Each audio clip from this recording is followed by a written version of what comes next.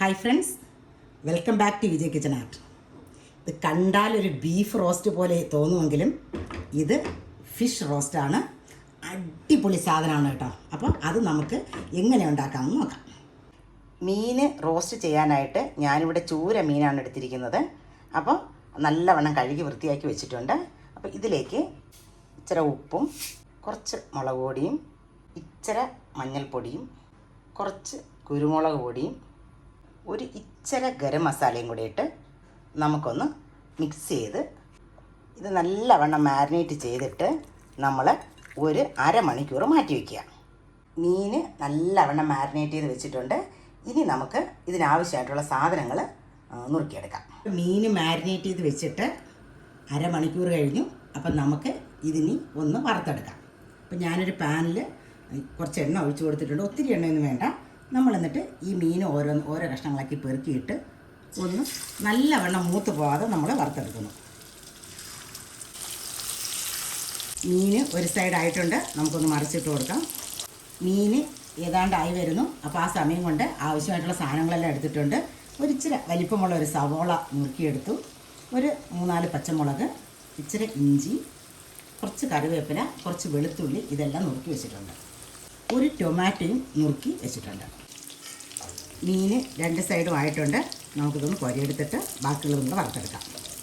മീനെല്ലാം വറുത്ത് കോരി. അപ്പോൾ ഇച്ചിരി എണ്ണ കൂടുതലുണ്ടായിരുന്നു, ഞാൻ കുറച്ച് ഇങ്ങനെ കോരി മാറ്റി. അപ്പോൾ ഇനി ഇതിലേക്ക് ഈ ഇഞ്ചിയും വെളുത്തുള്ളിയും കൂടെ ഇട്ട് കൊടുക്കാം.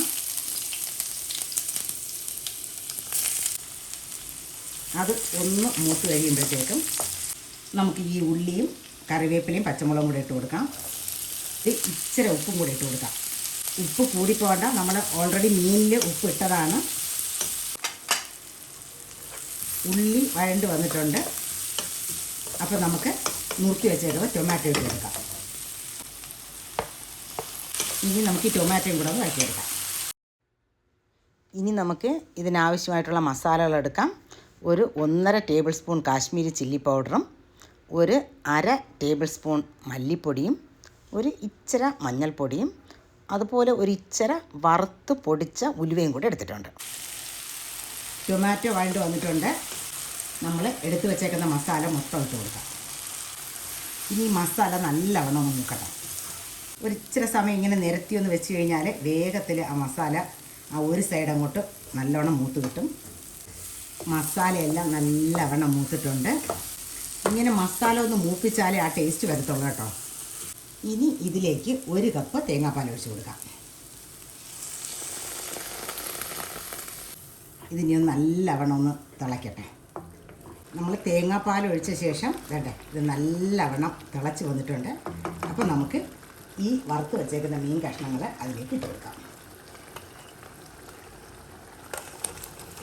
എന്നിട്ട് ഈ കഷ്ണങ്ങളെ ഒന്ന് ഇതിലേക്ക് മുക്കി വെച്ചിട്ട് നമുക്കൊന്ന് അടച്ച് വയ്ക്കാം. ഒരു 1-2 പ്രാവശ്യം നമുക്കൊന്ന് ഇളക്കി വെച്ച് കൊടുക്കാം.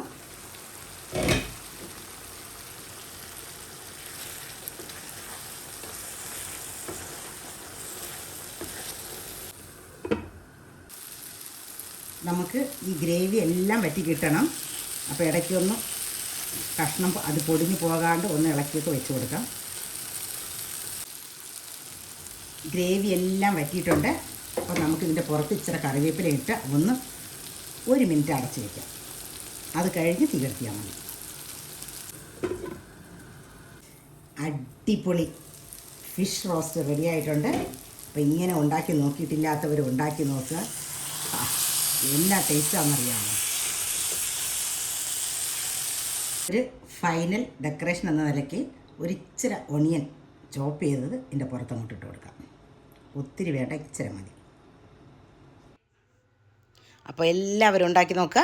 Okay, by.